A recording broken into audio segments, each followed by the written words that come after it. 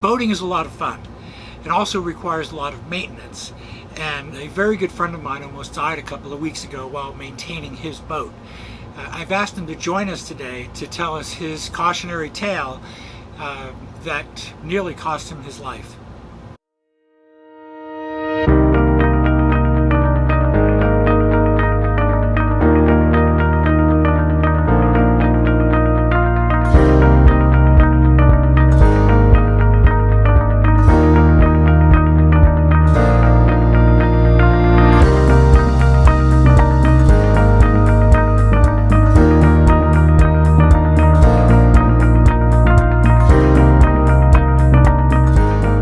I'm here today with a very good friend of mine, Mr. Mike Wallace.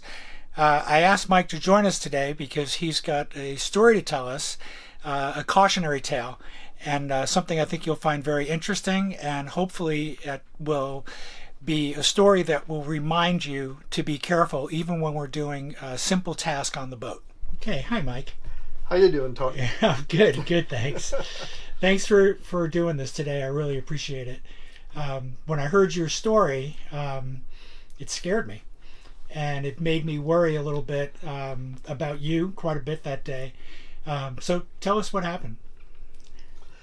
Well, I came down to the boat early one weekend, actually on a Thursday night, to do some general maintenance things around the boat. And just before I went to bed, there was one final task that I thought, okay, I'll take care of this, because I wanted to wash the boat the next day.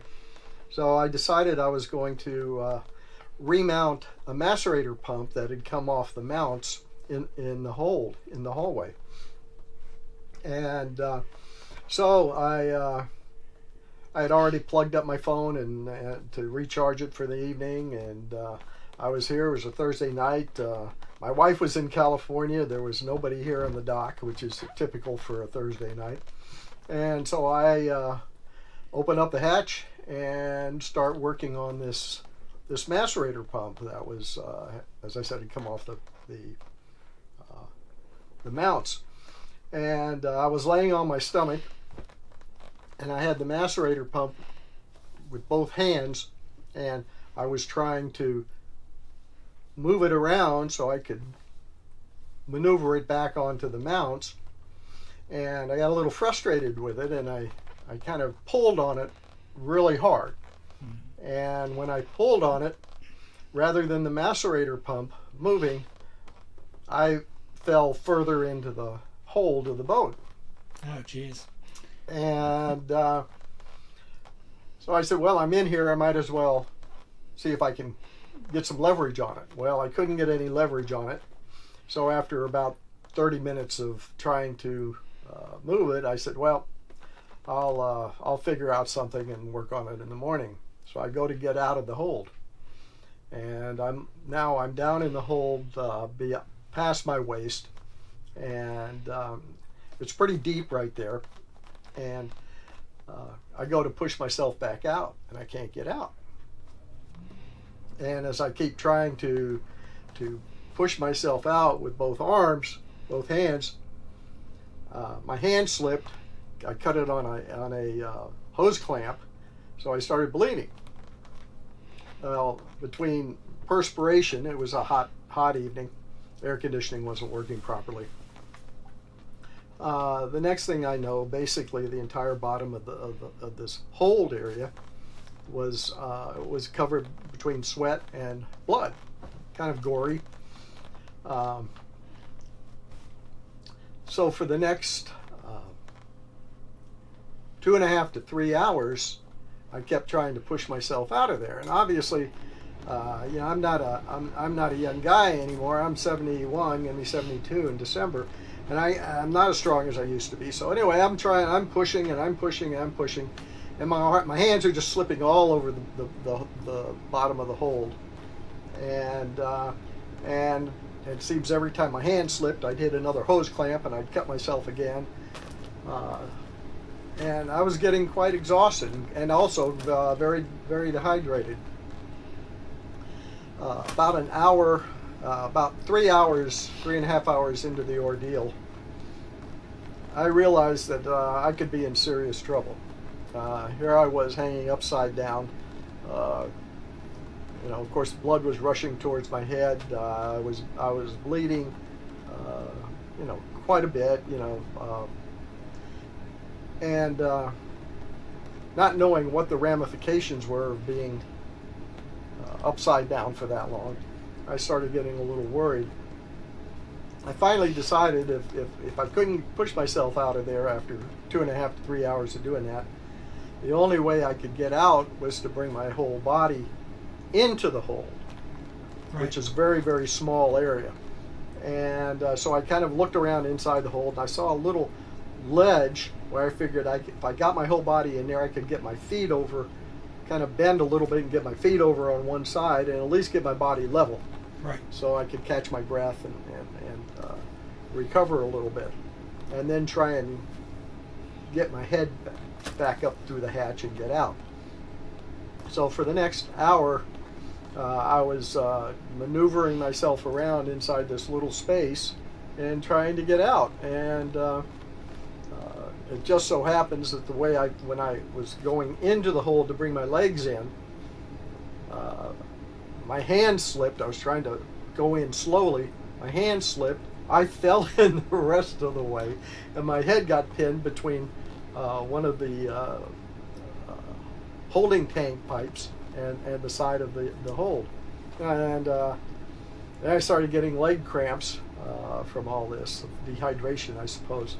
So finally got myself out, or finally got my head out. I had to tear my scalp open a little bit on the edge of the hatch. They have to recognize the hatch is only a 12 by 12 inch opening. That's small. And my shoulders are probably 15, 16 inches. So I even when I was trying to push out, because my shoulders were wider than the hatch, I was basically fighting a losing battle. This whole ordeal started at 11:30 at night, which wasn't my smartest move. And I finally got out of there at 4:30 in the morning. Oh my gosh. So the moral of that story, if there is a moral, is always have a cell phone with you when you go in, or have somebody on the boat with you so that they can assist you if you do get stuck and can't get out.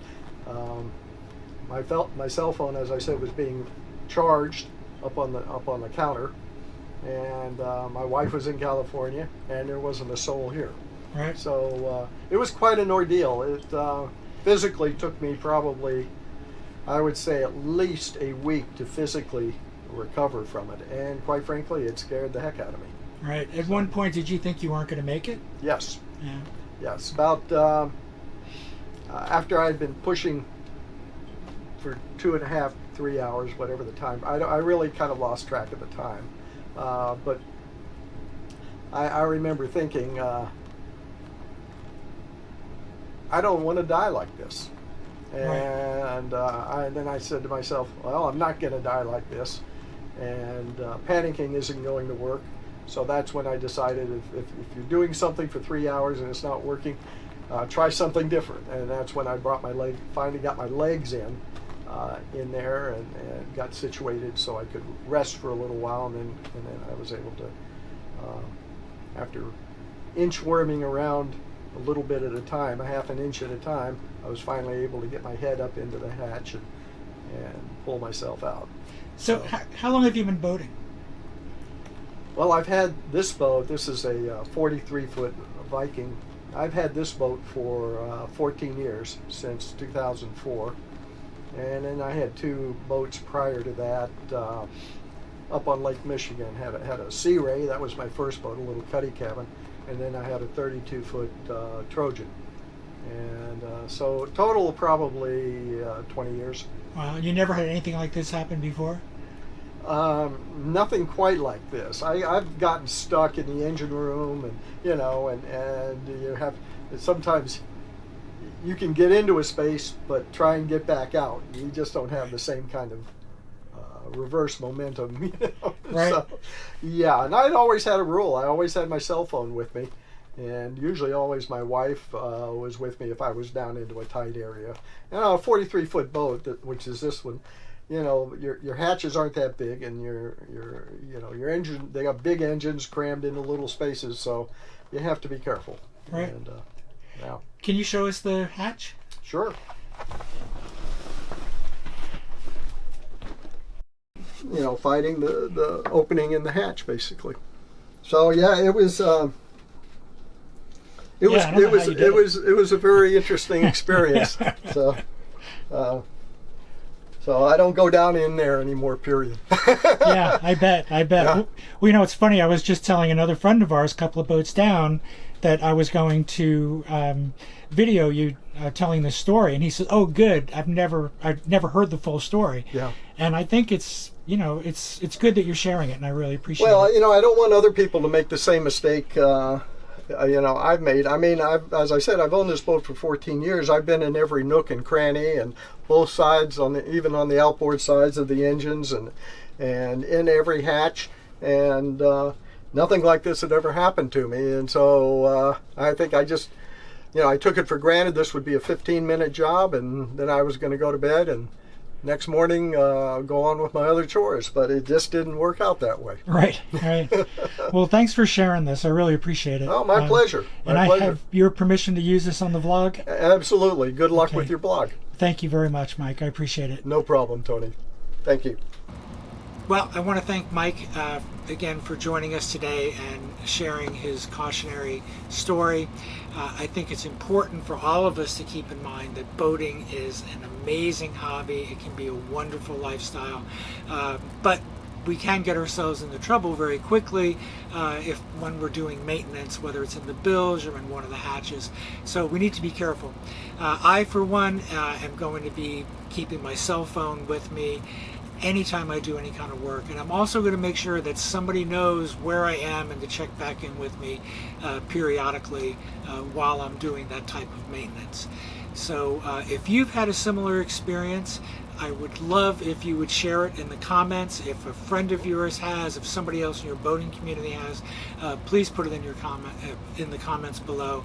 I think it's important that we all learn from each other so we can be enjoying this for a very, very long time. So if you found this to be useful, please click like, and if you're not a subscriber already, subscribe.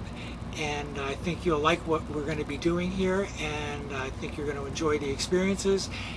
I look forward to seeing you next time, and lead an incredible life. Thank you.